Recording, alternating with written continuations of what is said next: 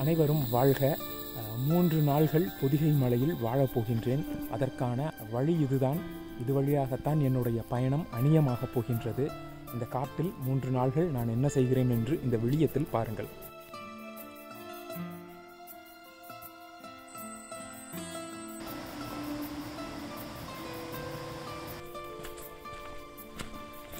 இரண்டு கிலோமீட்டர்கள் முடித்துவிட்டு 3வது கிலோமீட்டரில் அடி எடுத்து வைத்துள்ளேன்.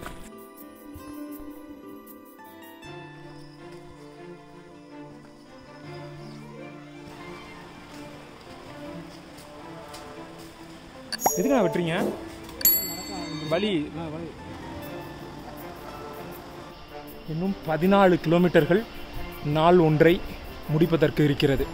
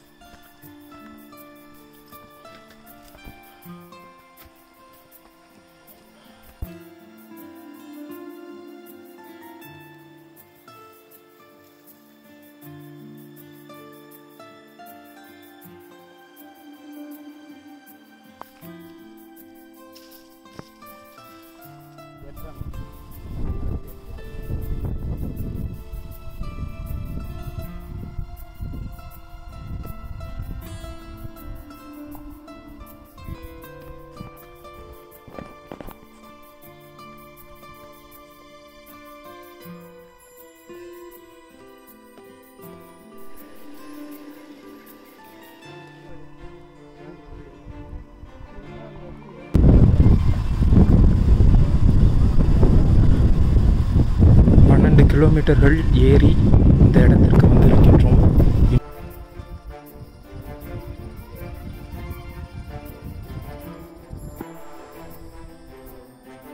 இன்னும் 400 மீட்டர்கள் இருக்கின்றது.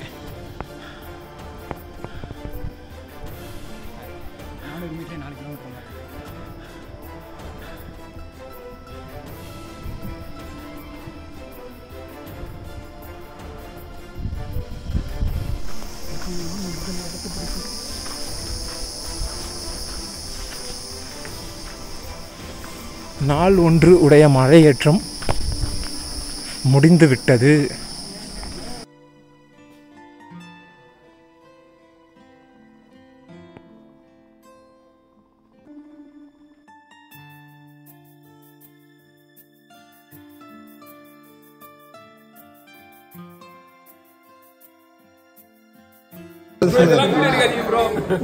சொல்லுங்க.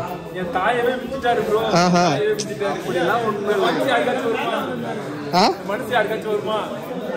உங்க மேல இருக்க தமிழ் மேல இருக்க பாசம் தான்.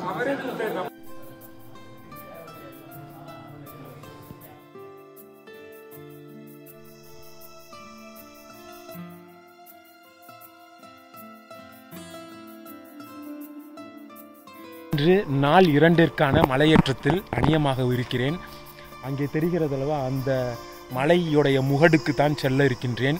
மிகவும் கடினமாக இருக்கப் போகிறது. 8 கிலோமீட்டர் அதன் மேல் செல்ல வேண்டும். பின்பு 8 கிலோமீட்டர் கீழே இறங்கி வர வேண்டும்.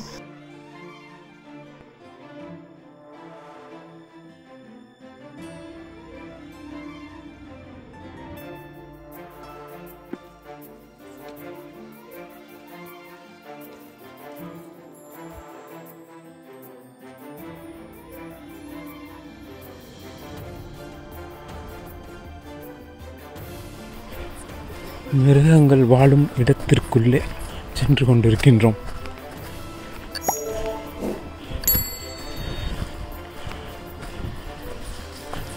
யாரும் மிகுதியாக ஒலி எழுப்பக்கூடாது என்று அறிவுறுத்தியிருக்கிறார்கள்.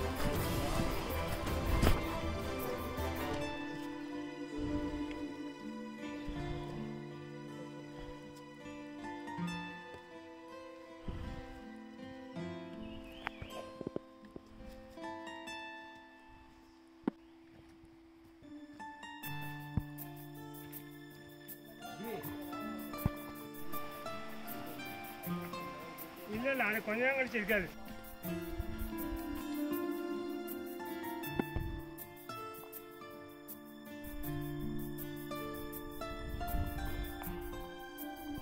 தென்னிந்தியாவின் மிகவும் கடினமான மலையேற்றம் என்பதை உணர்ந்து விட்டேன்.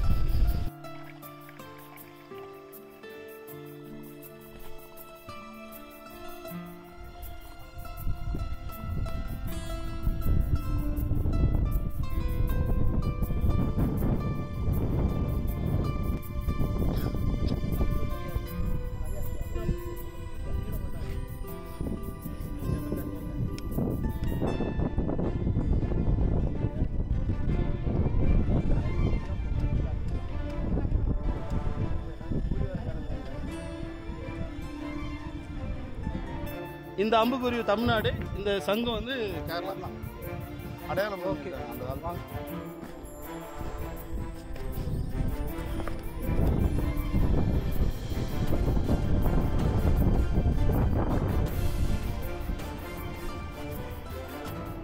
மக்களே, 4 கிலோமீட்டர்கள் பயணித்து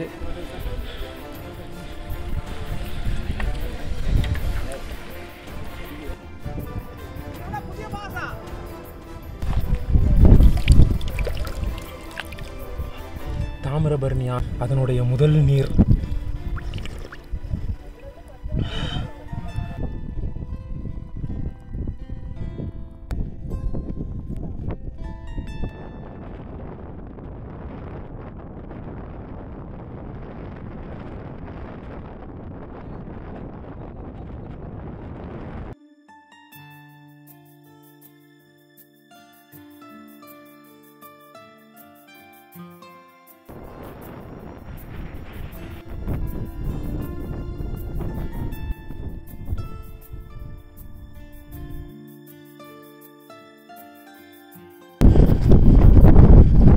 பூமியில் இருக்கும் சொர்க்கத்தில் பயணித்துக் கொண்டிருக்கின்றோம்.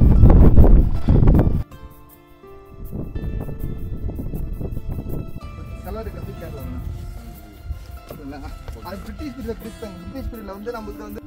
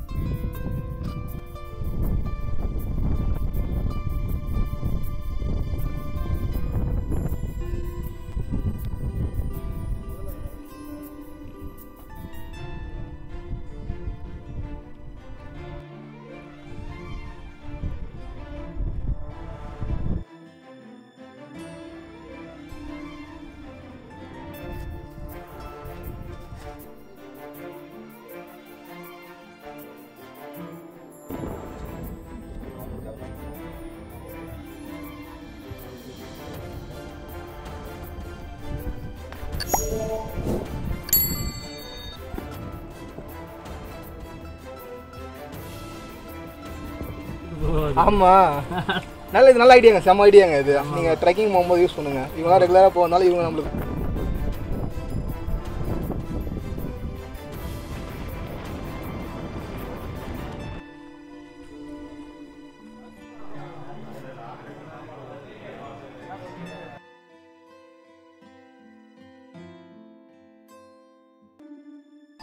நடுக்கமாக இருக்குங்க.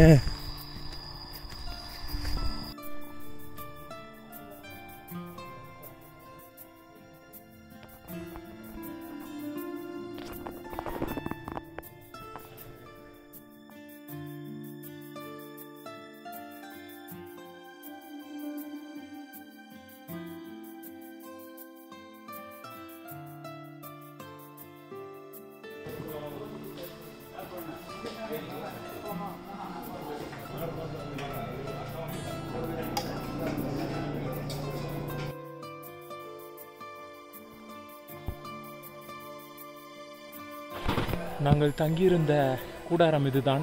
2 நாள்கள் முடிந்துவிட்டு இது நாள் 3. இப்பொழுது அடிவாரத்திற்கு இறங்க இருக்கின்றோம். ஒரு 20 கிலோமீட்டர் பயணம் செய்து அடிவாரத்திற்கு செல்ல வேண்டும். பழங்குடியினருடைய நம்பிக்கை, காவல் தெய்வத்திற்கு இங்கே மரங்களுக்கு நடுவில் சிலை வைத்து எழுப்பியிருக்கிறார்கள்.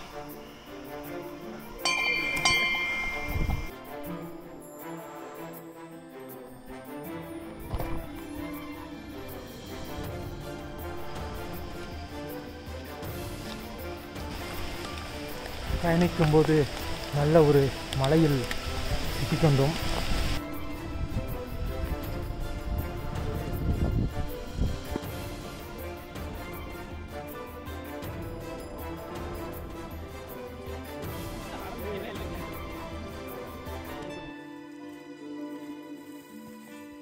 இன்னும் ஒரு 10 கிலோமீட்டருக்கு செல்ல வேண்டியது இருக்கிறது. தொடர்ந்து சென்று கொண்டிருப்போம்.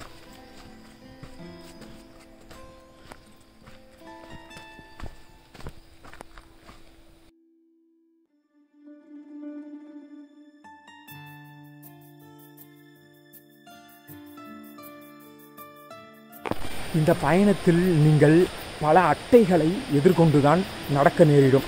அதாவது நிரம்ப மழை பெய்தால் மிகுதியான அட்டைகளும், குறைவான மழை பெய்தால் கம்மியான அட்டைகளும் இருக்கும். அதனால் நீங்கள் வருவதற்கு முன்பாக லீச் சாக்ஸ் என்று விற்பார்கள். அதை வாங்கி அணிந்து கொண்டீர்கள் என்றால் என்னை போல அதை பற்றி எதுவுமே சிந்தனையே தேவை இருக்காமல் நீங்கள் இயற்கையையும் நீங்கள் எட்டு வைக்கும் பாதையையும் எண்ணி நீங்கள் கவனமாக இந்த மலைப்பயணத்தை செய்யக்கூடும். தனியாக ஏறி செல்கையில் என்னுடைய இல்லால், என்னுடைய குழவி, என்னுடைய தாய் தந்தை, என்னை பிடித்தவர்கள், என்னுடைய முன்னவர்கள், என்னை வியப்புக்குள்ளாக்கிய முன்னோர்கள் என்று அனைவரையும் நினைத்து கொண்டு இந்த இயற்கையை ரசித்து கொண்டே கடந்து சென்றேன்.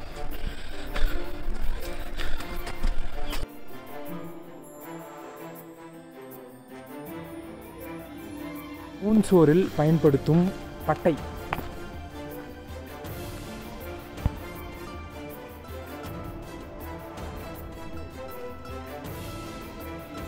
நாம் பிரியாணியில் போடும் அந்த பிரியாணி இலை, இதுவும் அதுவும் ஒரே மரத்திலிருந்து தான் வருகிறது.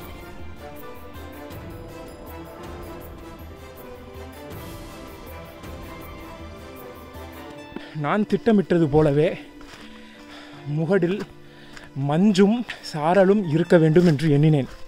அது அவ்வாறே நடந்தது. முழுமையாக என் உடம்பில் இருக்கும் அனைத்து திசுக்களும் அந்த சொர்க்கத்தை உணர்ந்து விட்டது. நான் சாதித்து விட்டேன் என்ற தெம்பு வந்தது.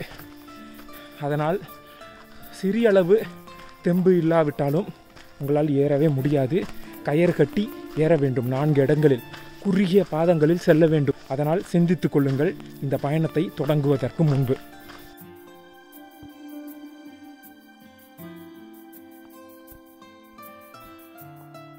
பொதிகை மலை உண்மையில் பெரு வியப்புதான். காவலாளர்கள் அனைவரும் நேரத்தை சரியாக பின்பற்றுகிறார்கள். நாள் 2இல் 6 கிலோமீட்டர் ஏற வேண்டும் முகடுக்கு செல்வதற்கு. அந்த முகடுக்கு செல்வதுதான் மிகப்பெரிய சவால். நம்மோடு துவக்கையோடு அதாவது கன்னுடன் காவலர் வருவார். அவர் 12 மணிக்கெல்லாம் இறங்க சொல்லிவிடுவார். நான் பொறுமையாக இதுபோல் வில்லியம் எடுத்துக்கொண்டு தனியாக அந்த கயிறை கற்றி ஏறினேன். 11:55க்கு சென்று அடைந்து விட்டேன். 5 நிமிடம் அங்கே இருந்துட்டு மீண்டும் இறங்க விட்டார்கள். அதனால் எனக்கு பின்பு வந்தவர்கள் அனைவரும் அதை பார்க்க முடியாமலேயே போய்விட்டது. அதனால் நேரத்தை இங்கே சரியாக பார்த்து கொண்டு ஏற வேண்டும். இல்லை என்றால் காட்டில் நாம் முடிந்து விடுவோம்.